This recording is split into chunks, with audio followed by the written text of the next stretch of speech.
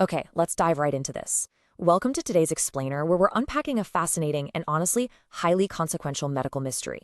We're going to look at the intersection of gastric cancer risk and the physical chemistry of modern acid blockers.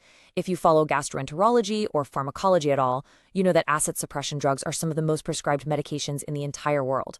But a recent working hypothesis suggests that the very chemical properties making the absolute newest generation of these drugs so incredibly effective might actually be hiding a microscopic danger. So, we start with a clinical paradox. The medical community has been massively successful at eradicating H. pylori, which we all know is a major cause of gastric cancer. Yet, the data is showing us that after eradicating that bacteria, patients using a newer, highly effective class of acid blockers, known as PCABs, or potassium competitive acid blockers, well, they correlate with a higher risk of cancer compared to folks using older drugs. It's a real head-scratcher. Why would a drug that heals the stomach so beautifully seem to actually increase this risk? All right, Section 1, the new post-eradication mystery. To really understand what's going on here, we need to take a hard look at the recent clinical data surrounding stomach acid suppression. And we've kind of got to move past some of our older assumptions. The data reveals a really striking hazard ratio of 1.92. What that means in plain English is that the use of PCABs, drugs like vonoprazan, is associated with nearly double the gastric cancer risk compared to older H2 receptor antagonists. And crucially, the data shows this risk is both dose and duration dependent. Basically, the more you take and the longer you take it, the higher the correlation. Now, interestingly, when you compare them to traditional PPIs, the statistical difference gets a little blurry sometimes, but the risk inequality compared to baseline, that definitely remains. For a while, the medical field relied on theories like hormonal changes, specifically hypergastrinemia, which is just elevated gastrin levels, and dysbiosis, an imbalance of gut bacteria, to explain this risk. But, these theories have some pretty big limitations. For instance, in conditions where gastrin is naturally extremely high anyway, we don't always see massive spikes in gastric cancer, making it a really incomplete answer. And that brings us to a groundbreaking new working hypothesis proposed by researchers, which is based entirely on physical chemistry and molecular biology. Moving on to Section 2, Decisive Difference, PPI versus PCAB. What's really fascinating about this next part is how we're going to investigate our two suspects at a purely molecular level to see what physically separates them. There is a remarkably stark contrast between traditional PPIs, like lansoprazole, and the newer PCABs. PPIs are prodrugs. That means they're actually inactive until they reach a very specific environment. They literally require a highly acidic space to turn on, which mostly restricts their action right to the stomach. But PCABs, they're 100% active even in completely neutral environments. On top of that, PCABs have an extremely high lipophilicity and a high pKa of around 9.0. This means their target isn't just restricted to the stomach's parietal cells, they can actually impact acidic organelles systemically, all over the body, including our immune cells. Let's really focus on that term for a second. Lipophilicity. Because PCABs are designed as extremely lipophilic weak bases, they dissolve super easily in fats. Why does this matter to us? Well, human cell membranes are primarily made of lipids. This means PCABs don't just stay neatly in the stomach where they're needed. They can effortlessly cross the membranes of cells throughout your entire body. Actually, let's call them what they are. They're systemic wanderers. Which brings us to Section 3, ion trapping in the lysosome. Let's zoom way in and move to the microscopic crime scene, where this wandering physical chemistry actually takes a pretty dark turn. Almost every single cell in your body, particularly your immune cells, has these highly acidic incinerators called lysosomes. They maintain a very, very low pH, around 4.5 to 5.0. Their job is to break down waste, clear out damaged proteins, kill off pathogens. They are absolutely essential for keeping your cells healthy. But unfortunately, their extreme acidity makes them a prime target for a bizarre chemical phenomenon. This trap is explained by a principle called the Henderson-Hasselbalch equation. Sounds complicated, right? But the concept is simple. Because the PCAB is a highly lipophilic weak base, it easily drifts into the cell and then wanders right into the lysosome. But once it hits that extreme acid inside, a chemical reaction fires off. The drug becomes protonated. It basically gains a positive electrical charge. That brand new charge strips away its ability to slip back through the fats, meaning it literally can no longer cross the lipid membrane to get out. It is effectively locked inside. And because the drug just keeps wandering in but cannot get out, this ion trapping effect spirals completely out of control. Driven by the extreme pH difference between the inside of the lysosome and the rest of the cell, the drug just accumulates and accumulates. Researchers calculate that PCABs can concentrate inside these cellular incinerators by hundreds or even thousands of times their normal systemic levels. Literally thousands. Let's look at the fallout in Section 4. Immune surveillance collapse and carcinogenesis. Now, we can reconstruct the events. Think about it. What happens when a drug concentrates thousands of times inside the very organelles meant to keep our cells clean and healthy? It leads to a total, catastrophic breakdown of cellular defenses. The authors outline a devastating 5-step domino effect here. First, invasion. The drug effortlessly permeates the membranes of immune cells, like macrophages. Second, the trap. It ionizes and concentrates massively in the lysosome. Third, inhibition. At such extreme, unnatural concentrations, it causes an off-target effect, inhibiting an enzyme called VATPase, which completely neutralizes the lysosome's acidity. Fourth, dysfunction. Without its acidic incinerator, the cell's waste management system, called autophagy, just totally fails, and immune function drops. And finally, promotion. Atypical, potentially cancerous cells are left to multiply completely unchecked. To really visualize step 4, imagine the immune cell turning into what the researchers call an intracellular garbage house. By shutting down the incinerator, abnormal proteins and damaged organelles literally just pile up inside. For macrophages, which are basically the Pac-Men of our immune system, this is catastrophic. They literally lose their ability to eat early cancer cells or present antigens. Local immune surveillance in the stomach lining is, for all intents and purposes, paralyzed. And this brings us to a perfect storm, what the researchers call a match pump carcinogenic microenvironment. To put it simply, think of it exactly like a runaway car. You have the accelerator. The acid blocker causes hypergastrinemia, meaning high hormones that promote super rapid cell growth in the stomach. But normally, your immune system would hit the brakes and clear out any mutant cells, right? Well, because of the ion trapping in the lysosomes, you now have broken brakes. Macrophage dysfunction has completely destroyed your immune surveillance, actively nurturing cancer post-eradication. Finally, Section 5, clinical data and future verification. It's an incredibly compelling narrative of physical chemistry, but we do have to remember that this is currently a working hypothesis. So let's look at how it actually aligns with clinical reality and what needs to happen next. What gives this hypothesis serious weight is that this physical chemistry model isn't unprecedented, not at all. It perfectly mirrors the known historical patterns of other highly lipophilic drugs that get drawn to the lysosome, like the heart medication imiodarone or the antimalarial drug chloroquine. We've seen this movie before. We already know those drugs cause organelle damage via the exact same ion trapping mechanism. To move this from a compelling hypothesis to hard, proven scientific fact, the authors lay out a really clear roadmap. Scientists need to conduct some highly specific laboratory tests. This includes in vitro measurements of the pH inside macrophage lysosomes after drug exposure, in vivo tracking of cellular garbage buildup in animal models that are given PCABs, and ultimately analyzing real human tissue to verify the direct inhibition of that VATPase enzyme we talked about. So, as we wrap up today's explainer, I want to leave you with a provocative thought. We so often celebrate when a new drug successfully masks a symptom or heals a single organ. But if this physical chemistry hypothesis holds true, it proves that drugs absolutely do not exist in a vacuum. Their molecular properties impact the entire cellular ecosystem. If PCABs are truly paralyzing local immune surveillance through lysosome trapping, how is this going to shift our clinical approach? How must we change our long-term risk management, our prescribing habits, and our endoscopy routines to truly protect patients in the future? It's a massive question, and it's one that could completely redefine gastroenterology in the years to come.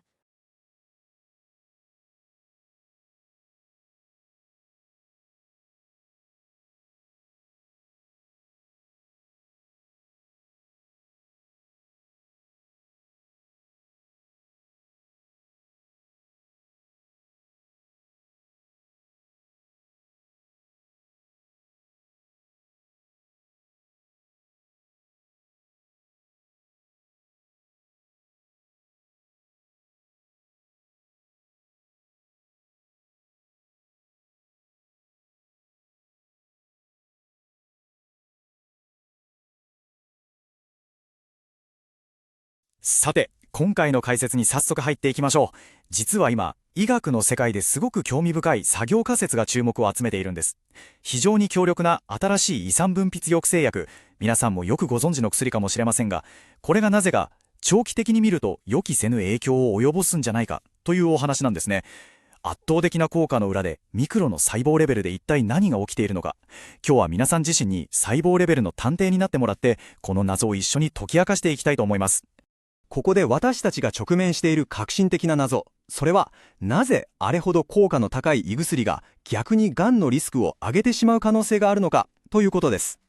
実際の臨床データを見ると、ピロリ菌を除菌した後の胃がんリスクが昔からある H2 ブロッカーと比べて新しい PCAB を使った場合の方が高くなるという報告があるんですよ。しかも長く使えば使うほど、あるいは量が多いほどその傾向がある。これ一体どういうことなんでしょうか。この謎を解き明かすためのロードマップがこちらです。一番の胃がんの謎から始まり、 PPI と PCAB の比較、イオントラップ現象、ゴミ屋敷効果、がんを育む環境、そして最後に仮説の検証へと進みます。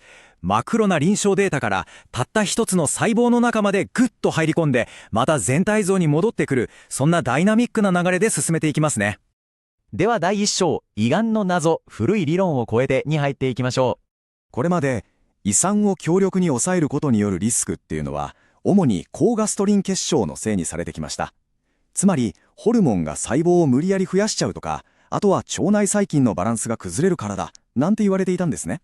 でもここには大きな矛盾があるんです。というのも、ガストリンが異常に分泌される特殊な病気があるんですが、そこでは胃がんって実はそんなに多くないんですよ。つまり古い説明じゃもう通用しない。だからこそ全く新しい物理化学的な視点から細胞の中で実際に何が起きているのかを見直す必要があるんです。続いて第2章、 PPI 対 PCAB 分子レベルのコントラストを見ていきましょう。犯人探しの鍵は薬の性質の比較にあります。従来の PPI と新しい PCAB、何が違うかというと、まさに二名の剣なんです。PPI は使用性が中くらいで、強い酸があって初めて効果を発揮するタイプですよね。でも PCAB は極めて高い使用性を持っていて、酸なんか関係なく中性の場所でもバッチリ働きます。さらに酸乖離定数、いわゆる pKa が約 9.0 と非常に高い。実は PCAB を最強の胃薬にしているこの死に溶けやすくて塩基性が強いという素晴らしい特性そのものが、マクロファージのような免疫細胞の壁をいとも簡単にすり抜けさせてしまう原因にもなっているんです。さて、ここからが核心です。第3章、細胞のイオントラップ、ミクロの一方通行。ここでこの薬が免疫細胞、例えばマクロファージの中に忍び込んだ後どうなるかが最大のポイントになります。ライソソーム無効性というちょっと重たい専門用語が出てくるんですが、これがすごく重要なんです。要するに脂質に溶けやすい弱塩基性の物質が細胞の中にあるライソソームっていう酸性の小部屋にどんどん侵入して、そこにがっつり溜まり込んでしまう物理的な性質のことなんですね。細胞の酸性コンパートメントに薬が完全に罠にかかってしまうメカニズムです。なぜそんな罠にかかるのか。科学の授業で聞いたことがあるかもしれませんが、ヘンダーソン・ハッセルバルヒの式が関係しています。ライソソームの中って細胞の他の部分に比べて pH が 4.5 から 5.0 とものすごく強い酸性なんですよ。この強い酸に触れると弱塩基性の PCAB はプロトン化、つまりイオン化しちゃいます。イオン化すると細胞の膜を通れなくなるので、入ったはいいけど物理的に外に出られなくなるんです。この一方通行の罠のせいで、なんとライソソームの中の PCBA の濃度は細胞の他の部分の液と比べて数百倍、いや数千倍にも跳ね上がってしまうんです。想像してみてください。ほんの小さな空間にそれだけ異常な量の薬がぎゅーっと濃縮されている状態を。第4章、ゴミ屋敷効果、細胞の焼却炉の破壊です。1000倍にまで濃縮された薬がマクロファージの中で一体何をしでかすんでしょうか。その恐ろしい変化を5つのステップで追ってみましょう。まず、高い使用性を持つ PCAB がマクロファージにスッと侵入します。そして、ライソソームの酸の罠にはまって超高濃度に濃縮される。ここからが問題で、濃縮された薬がライソソームを酸性に保つための酵素、VATPase を誤ってブロックしちゃうんです。するとどうなるか。ライソソームが中性になって細胞のゴミを処理するオートファジーが完全にストップします。結果としてマクロファージは機能不全に陥り、地域の見回り役としての免疫監視能力を失ってしまうんです。情報源の論文ではこの状態をすごくわかりやすくて、ちょっと怖い言葉で表現しています。ライソソームが機能しなくなったマクロファージは、壊れた細胞小器官や異常なタンパク質が処理されずにどんどん溜まっていく、いわば細胞内ゴミ屋敷になってしまうんです。細胞の焼却炉が完全にぶっ壊れてしまった状態というわけですね。第5章、がん育成型微小環境、マクロレベルの結果。さて、細胞レベルのゴミ屋敷から、今度は胃の粘膜全体というマクロな視点にズームアウトしてみましょう。ここで仮説が提唱しているのが非常に危険なマッチポンプ効果です。どういうことかというと、胃酸を抑えることでホルモンが増え、それがピロリ菌除菌後に残った異常な細胞を増やすアクセルをガンガン踏みます。その一方で、先ほどのゴミ屋敷と化したマクロファージが、がん細胞を食べたり免疫に知らせたりするブレーキの役割を完全に放棄してしまうんです。アクセルは全開なのに免疫のブレーキが全く効かない。これががんを育ててしまう最悪の環境を生み出しているんじゃないかというわけです。では皆さん、実はこの現象、全く前例がないわけじゃないんです。過去にもアミオダロンやクロロキンといった使用性が非常に高い別の薬で、同じようにライソソームを壊してしまう副作用が歴史的に確認されています。つまりこれは物理化学の法則に基づいたかなり再現性が高くて、しかも薬の濃度にもろに依存する確固たる現象なんですね。最後のセクションです。第6章、仮説の検証。科学の次のステップ。もちろんこれは現時点ではあくまで作業仮説です。ですから科学コミュニティがこれをどう客観的に証明していくかが今後の鍵になります。試験管レベルでマクロファージのライソソームの pH を測ったり、実際の生体モデルでオートファジーがどうなるかテストしたり、さらには人間の実際の組織データを使って VATPS の働きを直接調べたりと、多角的な検証がどうしても必要になってきますね。高い使用性による圧倒的な酸抑制効果そのものが、ミクロレベルでは免疫細胞の焼却炉を物理的に破壊してしまう可能性がある。この言葉、今回の解説のまさに核心をついていますよね。薬としての最大の強みであるはずの力が、生物学的には最大の弱点というかリスクになり得るという、本当に興味深いパラドックスです。さて、ここで最後に私たちが考えなければならない重要な問いがあります。圧倒的な薬の効き目と、例えば定期的な内視鏡検査のような長期的なリスク管理、このバランスを私たちはどう取っていくべきなのでしょうか。この強力な初来の剣をどうすれば安全に使いこなせるのか。次に皆さんが胃薬を手に取るとき、その小さな一粒が体の中で巻き起こすかもしれないミクロの探偵物語をぜひ少しだけ思い出してみてください。